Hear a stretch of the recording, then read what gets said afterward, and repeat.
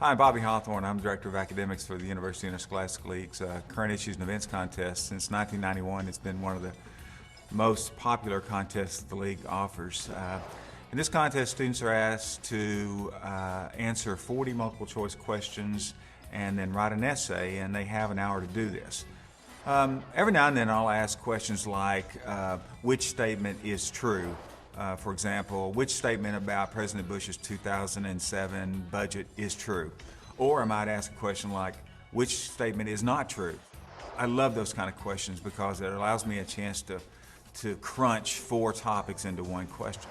The essays are probably the most important part of the contest. It's one of those things where I want students to be able to assimilate information from a number of sources so that you're explaining not what happened or where something happened, but why it happened. So what that it happened, and what if something else happened? So it's a true interpretive, analytical essay, and it's the most fun part of the contest. I know every year I have a lot of fun coming up with the topics, and I know the students kind of have a game to see if they can guess what the topic's going to be.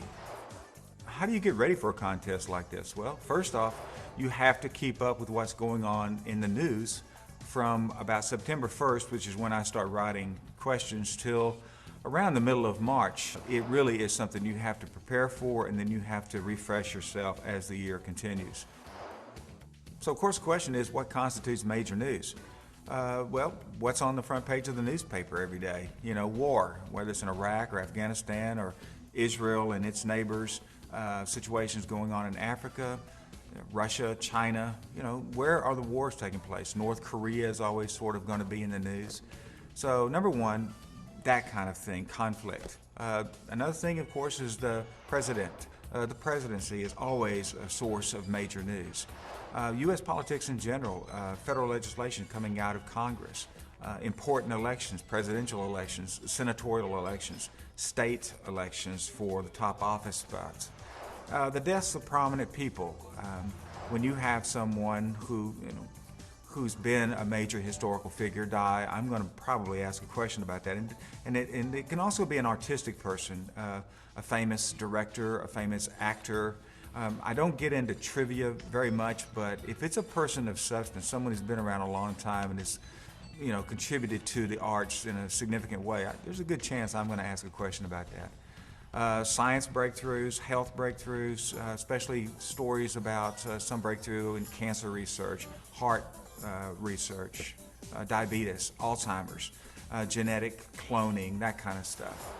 And there's breaking news you can't predict. Again, it's just one of those things that when you're preparing for the contest, you have to look at it and bring some news judgment. How significant is this? And that's part of the fun of trying to guess what it is I'm going to ask. So, where do I get the information for my questions?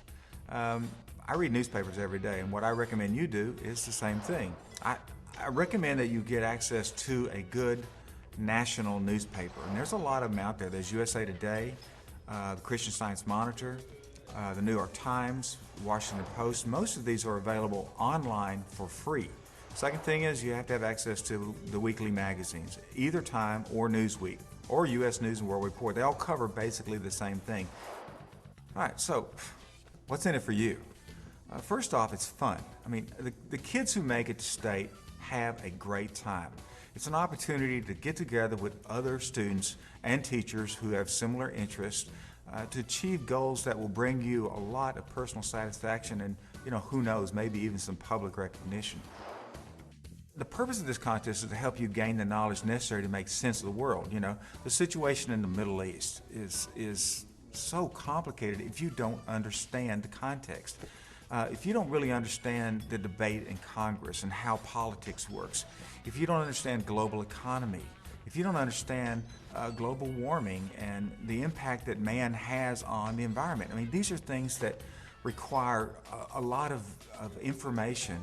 And if you spend September through March reading newspapers, reading magazines, collecting this information, you will know what all this means. You will be able to actually discuss something at a party intelligently.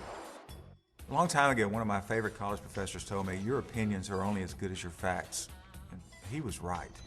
Too many people out there hold strong and unshakable opinions about topics of which they know little or nothing. This contest, if you participate in it, if you fully participate, from September through March, it will help you develop and gather enough facts so that your opinion is worth something. I think more than anything else, that's the value of this contest. It has an impact that's going to last well into your adulthood. So, I hope you'll participate. I hope you'll, sign up, get some other kids, start collecting information. You will have a great time, and hopefully I'll see you at state meet next year. Good luck.